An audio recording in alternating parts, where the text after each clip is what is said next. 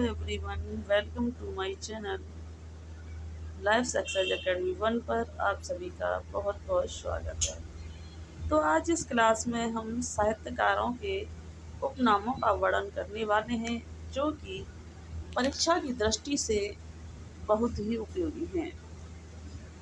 अगर आपको ये क्लास अच्छी लगे तो इसे ज़्यादा से ज़्यादा लाइक, शेयर, सब्सक्राइब करें। तो देर न करते हुए शुरू करते हैं। नंबर 1 देखते हैं, अनल का कवि। तो अनल का कवि किसे कहा जाता है? तो अनल का कवि जो है रामधारी सिंह दिनकर को अनल का कवि कहा जाता है।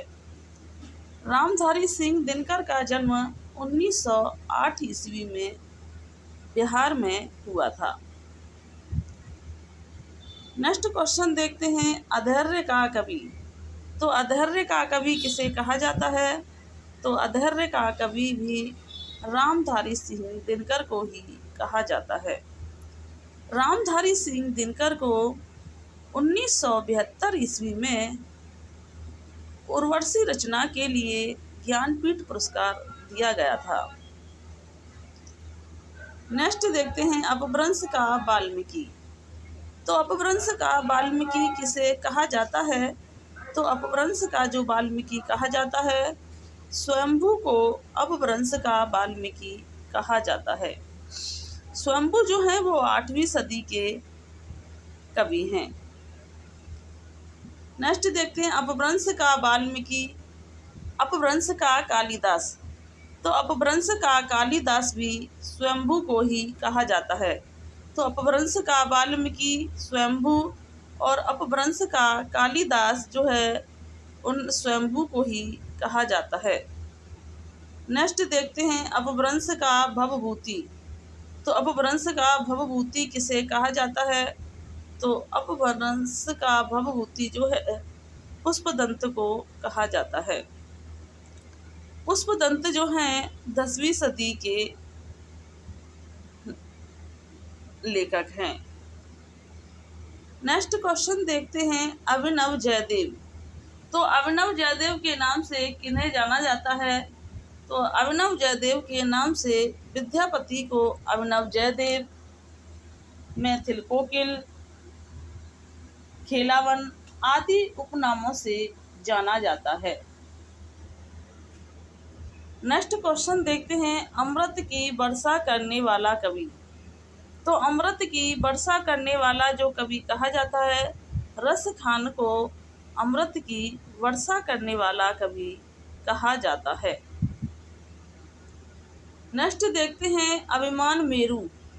तो अभिमान मेरु किसे कहा जाता है? तो पुष्पदंत को अभिमान मेरु कहा जाता है। पुष्पदंत ने स्वयं को ही अभिमान मेरु कहा है।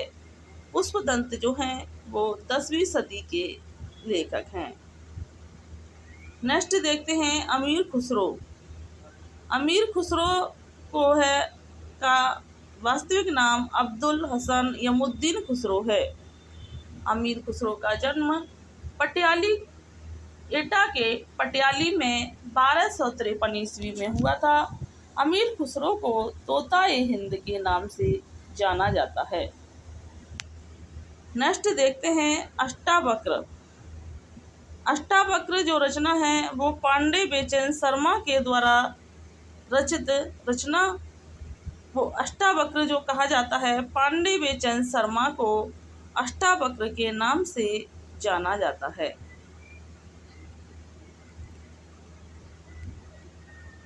नेक्स्ट देखते हैं, आवारा मसीहा। तो आवारा मसीहा किसे कहते हैं? शरद चंद्र को आवारा मसीहा के नाम से जाना जाता है। नेक्स्ट देखते हैं, आधुनिक मीरा। तो आधुनिक मीरा किसे कहा जाता है? तो महादेवी वर्मा को आधुनिक मीरा के नाम से जाना जाता है। इनका जन्म 1907 ईस्वी फर्रुखाबाद में हुआ था। महादेवी वर्मा को 1982 ईस्वी में यामा रचना के लिए ज्ञानपीठ पुरस्कार दिया गया था। महादेवी वर्मा की अन्य महत्वपूर्ण रचना है निहार, नीरजा, रस्मरती, शांति गीत, दीप से कहा आदि जो हैं इनकी प्रमुख रचनाएं हैं।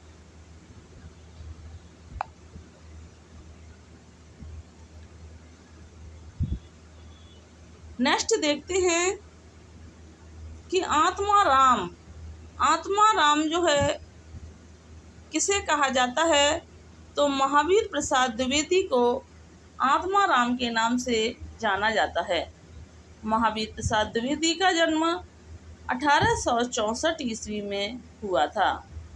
महावीर प्रसाद द्विवेदी जी के नाम पर द्विवेदी युग का नामकरण किया गया था और महावीर प्रसाद द्विवेदी 1903 ईस्वी में सरस्वती पत्रिका के संपादक बने। नेक्स्ट देखते हैं आधुनिक कविता के सुमेरु। तो आधुनिक कविता के सुमेरु किसे कहा जाता है, तो जयशंकर प्रसाद को आधुनिक कविता के सुमेरु कहा जाता है। नेक्स्ट देखते हैं उपन्यास सम्राट। तो उपन्यास सम्राट किसे कहा जाता है, तो उपन्यास सम्राट जो कहा जाता है वो मुंशी प्रेमचंद को उपन्यास का सम्राट कहा जाता है। मुंशी प्रेमचंद का जो वास्तविक नाम था वो धनपत राय था। उर्दू में नवाब राय के नाम से लिखते थे। इनको प्रेमचंद की उपाधि दया नारायण निगम के द्वारा दी गई थी। नेक्स्ट देखते हैं एक भारतीय आत्मा। तो एक भारतीय आत्मा किसे कहा जाता है, तो माखनलाल चतुर्वेदी को। किसे? माखनलाल चतुर्वेदी को एक भारतीय आत्मा के नाम से जाना जाता है। नेक्स्ट देखते हैं एक राष्ट्रीय आत्मा। एक है भारतीय आत्मा और एक है राष्ट्रीय आत्मा। तो राष्ट्रीय आत्मा जो कहा जाता है वह राजा राम शुक्ला नहीं है, यहाँ पर शुक्ल है, थोड़ी टाइपिंग मिस्टेक हुई है, कि राष्ट्रीय आत्मा राजा राम शुक्ल को कहा जाता है और एक भारतीय आत्मा जो है माखनलाल चतुर्वेदी को कहा जाता है। अक्सर इन दोनों में काफ़ी कंफ्यूजन बनी रहती है। नेक्स्ट देखते हैं इंद्रियता का कवि। तो इंद्रियता का कवि किसे कहा जाता है, गिरजा कुमार माथुर को इंद्रियता का कवि कहा जाता है। नेक्स्ट देखते हैं कठिन काव्य का प्रेत। तो कठिन काव्य का प्रेत किसे कहा जाता है, तो केशव दास को कठिन काव्य का प्रेत कहा जाता है। केशव दास का जन्म 1555 ईस्वी में हुआ था। केशव दास जो हैं अलंकारवादी कवि हैं। कवि प्रिया, रसिक प्रिया, विज्ञान गीता आदि जो हैं इनकी प्रमुख रचनाएं हैं। नेक्स्ट देखते हैं गद्य, कठिन गद्य का प्रेत। तो कठिन गद्य का प्रेत जो है वो अज्ञ जी को कहा जाता है। अज्ञ जी का जन्म 1911 ईस्वी में हुआ था। इन्होंने ताड़ सप्तक का प्रकाशन 1943 ईस्वी में किया था और अज्ञ जी ने ताड़ सप्तक के कवियों को राहों का अन्वेषी कहा है। नेक्स्ट देखते हैं कथा कहानी सम्राट। तो कथा कहानी सम्राट किसे कहा जाता है, तो प्रेमचंद जी को कथा कहानी का सम्राट कहा जाता है। नेक्स्ट देखते हैं कमलेश्वर। कमलेश्वर को जो है कैलाश सक्सेना। कमलेश्वर का जो वास्तविक नाम है कैलाश सक्सेना जो है वो कमलेश्वर का वास्तविक नाम है। नेक्स्ट है कलम का जादूगर। तो कलम का जादूगर किसे कहा जाता है, राम वृक्ष बैनपुरी जी को कलम का जादूगर कहा जाता है। नेक्स्ट देखते हैं कलम का सिपाही। तो कलम का सिपाही किसे कहा जाता है, प्रेमचंद जी को कलम का सिपाही कहा जाता है।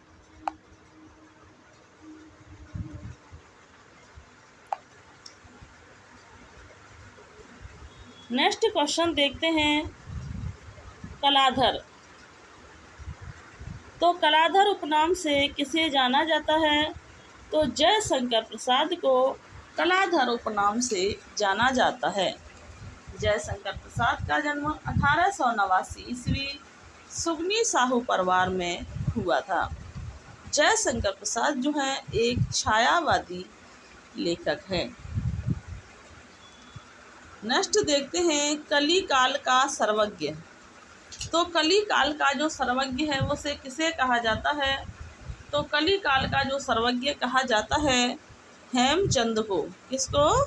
हेमचंद को कली काल का सर्वज्ञ कहा जाता है, जिनका जन्म जो हेमचंद जो हैं वो 11वीं सदी के लेखक हैं। नेक्स्ट देखते हैं कलयुग का कन्हैया। कलयुग का कन्हैया किसे कहा जाता है? तो भारतेंदु हरिश्चंद्र को कलयुग का कन्हैया कहा जाता है। भारतेंदु हरिश्चंद्र का जन्म 1850 और मृत्यु 1885 में हुई थी। इन्होंने 35 वर्ष की अवस्था में ही साहित्य जगत में प्रसिद्धि प्राप्त कर ली थी। नेक्स्ट देखते हैं लाडला का कल्पना का लाडला। तो कल्पना का लाडला किसे कहा जाता है? सुमित्रा नंदन पंत जी को कल्पना का लाडला कहा जाता है। इनका जन्म 1900 ईस्वी में हुआ था। सुमित्रा नंदन पंत को चिदम्बरा रचना के लिए 1968 ईस्वी में ज्ञानपीठ पुरस्कार प्राप्त हुआ था। नेक्स्ट देखते हैं मानस का हंस। तो मानस का हंस किसे कहा जाता है? तो तुलसीदास जी को मानस का हंस कहा जाता है। तुलसीदास जी का जन्म 1532 ईस्वी में हुआ था। नेक्स्ट देखते हैं कविता कामनी किसे कहा जाता है? तो कविता कामनी जो है वो नाथूराम शर्मा शंकर को कविता कामनी कहा जाता है। नेक्स्ट देखते हैं कैन का कवि। तो कैन का कवि किसे कहा जाता है? केदारनाथ अग्रवाल को कैन का कवि कहा जाता है। नेक्स्ट देखते हैं मैथिल कोकिल। मैथिल कोकिल किसे कहा जाता है? तो विद्यापति को मैथिल कोकिल कहा जाता है। नेक्स्ट है छई रोमांस का कवि। तो छई रोमांस का कवि किसे कहा जाता है? तो हरवंश राय बच्चन सिंह को छई रोमांस का कवि कहा जाता है। खंजन नैन, खंजन में नैन नहीं है, सॉरी, यहाँ पर है खंजन नैन। तो खंजन नैन जो है किसे कहा जाता है? सूरदास को खंजन नैन कहा जाता है। सूरदास जी का जन्म 1478 ईस्वी में हुआ था। सूरदास जी की जो रचना है सूरसागर, सूरसारावली, साहित्य लहरी जो हैं इनकी रचना है। सूरदास एक कृष्ण भक्त कवि हैं। सूरदास को पातलस रस का सम्राट कहा जाता है और सूरदास जी को पुष्टि मार्ग का जहाज भी कहा गया है। नेक्स्ट देखते हैं गजल सम्राट। तो गजल सम्राट किसे कहते हैं? तो दुष्यंत को गजल सम्राट कहा जाता है। नेक्स्ट देखते हैं गुलेरी। तो गुलेरी जो है किसका उपनाम है? तो चंद्रधर शर्मा गुलेरी का उपनाम जो है वो गुलेरी है।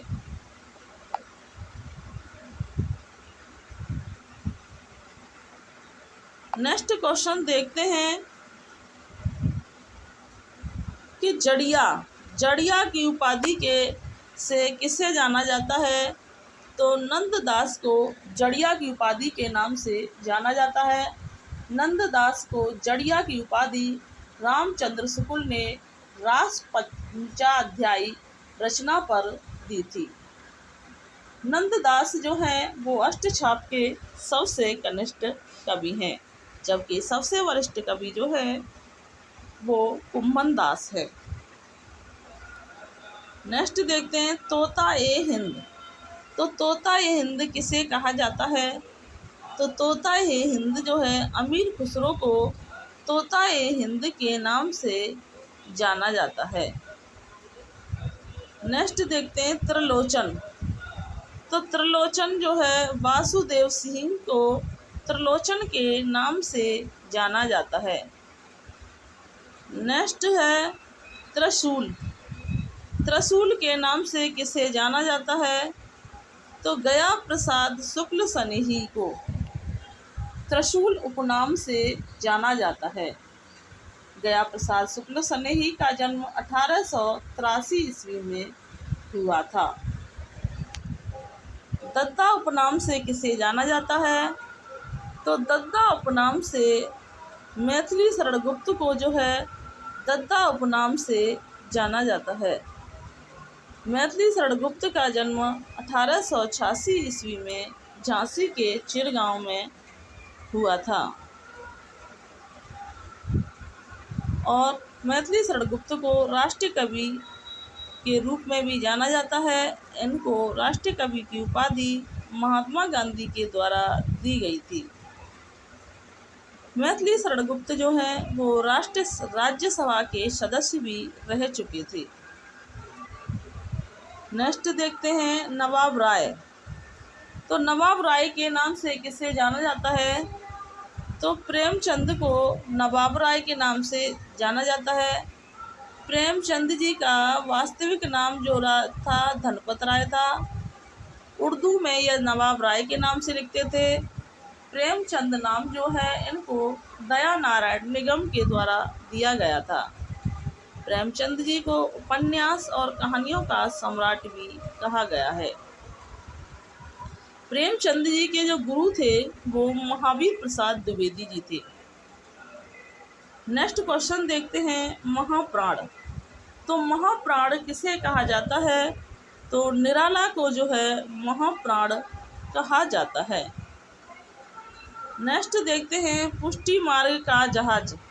तो पुष्टि मार्ग का जहाज जो है किसे कहा जाता है? सूरदास जी को पुष्टि मार्ग का जहाज कहा जाता है। सूरदास का जन्म 1478 ईस्वी में हुआ था। पुष्टि मार्ग की स्थापना 1565 ईस्वी में विट्ठल नाथ के द्वारा की गई थी। इसमें 8 कवियों का वर्णन किया गया जिन्हें अष्टसखा के नाम से भी जाना जाता है।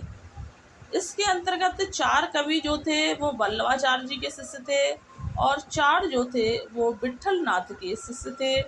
इस तरह से 8 कवियों के समूह को अष्टसखा के नाम से जाना जाता है।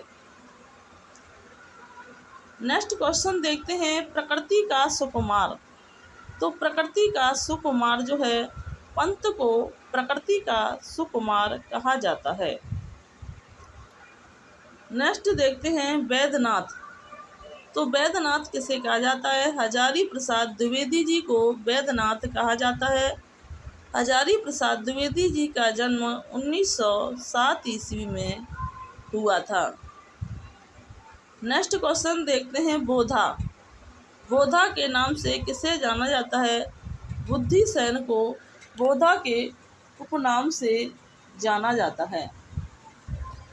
नेक्स्ट क्वेश्चन देखते हैं कि भाषा का जादूगर। भाषा का जादूगर किसे कहा जाता है? शिव पूजन सहाय को भाषा का जादूगर कहा जाता है।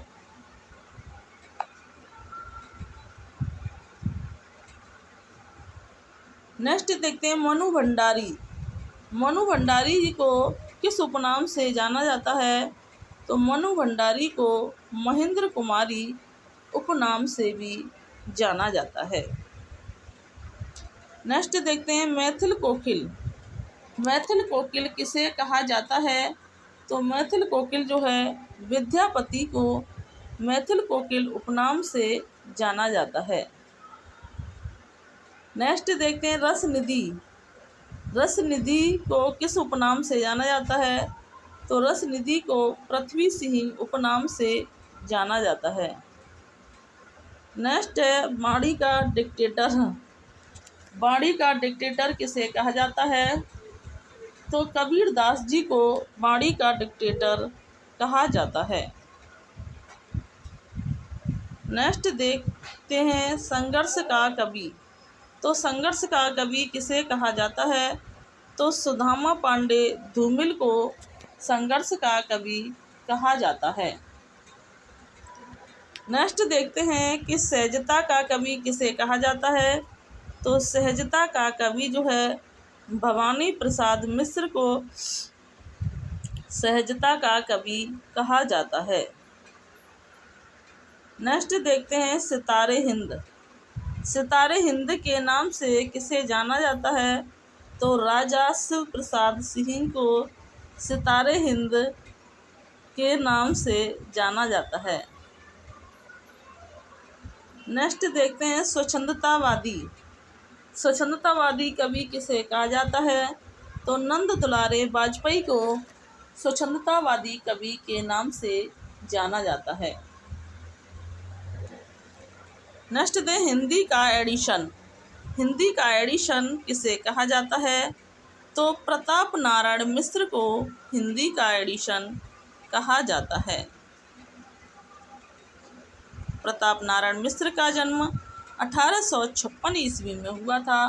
प्रताप नारायण मिश्र जो हैं भारतेंदु मंडल के कवि हैं। नेक्स्ट देखते हैं हिंदी का पाणिनि। तो हिंदी का पाणिनि किसे कहा जाता है? किशोरी दास वाजपेयी को हिंदी का पाणिनि कहा जाता है। नेक्स्ट देखते हैं हिंदी का स्टील। तो हिंदी का स्टील जो है वो किसे कहा जाता है? तो हिंदी का स्टील जो है वो बालकृष्ण भट्ट को हिंदी का स्टील कहा जाता है। नेक्स्ट देखते हैं हिंदू जाति का प्रतिनिधि कवि। तो हिंदू जाति का जो प्रतिनिधि कवि कहा जाता है भूषण को हिंदू जाति का प्रतिनिधि कवि जो है कहा जाता है।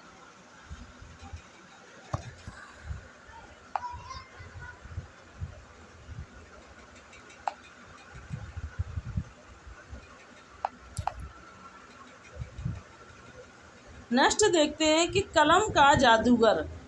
तो कलम का जादूगर किसे कहा जाता है? तो राम वृक्ष बैनपुरी को कलम का जादूगर कहा जाता है। राम वृक्ष बैनपुरी का जन्म 1902 ईस्वी में हुआ था। नेक्स्ट देखते हैं कलम का सिपाही। तो कलम का सिपाही जो कहा जाता है वो प्रेमचंद जी को कलम का सिपाही कहा जाता है। नेक्स्ट देखते हैं कलम का मजदूर। तो कलम का मजदूर किसे कहा जाता है? तो कलम का मजदूर जो कहा जाता है मदन गोपाल को कलम का मजदूर कहा जाता है। नेक्स्ट देखते हैं कलम का जादूगर। तो कलम का जादूगर जो कहा जाता है शिव पूजन साहे को कलम का जादूगर कहा जाता है। नेक्स्ट देखते हैं बिंब का जादूगर। बिंब का जादूगर किसे कहा जाता है? तो बिंब का जादूगर जो है वो केदारनाथ को बिंब का जादूगर कहा जाता है। नेक्स्ट देखते हैं शब्दों का जादूगर। तो शब्दों का जादूगर किसे कहा जाता है? कमलेश्वर को शब्दों का जादूगर कहा जाता है। नेक्स्ट देखते हैं आधुनिक तुलसी। तो आधुनिक तुलसी किसे कहा जाता है? तो मैथिली शरण गुप्त को आधुनिक तुलसी के नाम से जाना जाता है। नेक्स्ट क्वेश्चन देखते हैं कि आधुनिक सूरदास। तो आधुनिक सूरदास किसे कहते हैं? तो अयोध्या सिंह उपाध्याय को आधुनिक सूरदास कहते हैं।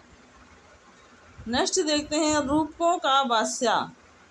रूपकों का बादशाह किसे कहा जाता है?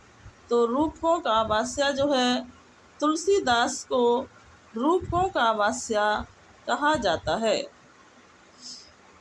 नेक्स्ट देखते हैं हृदय विहीन कवि किसे कहा जाता है?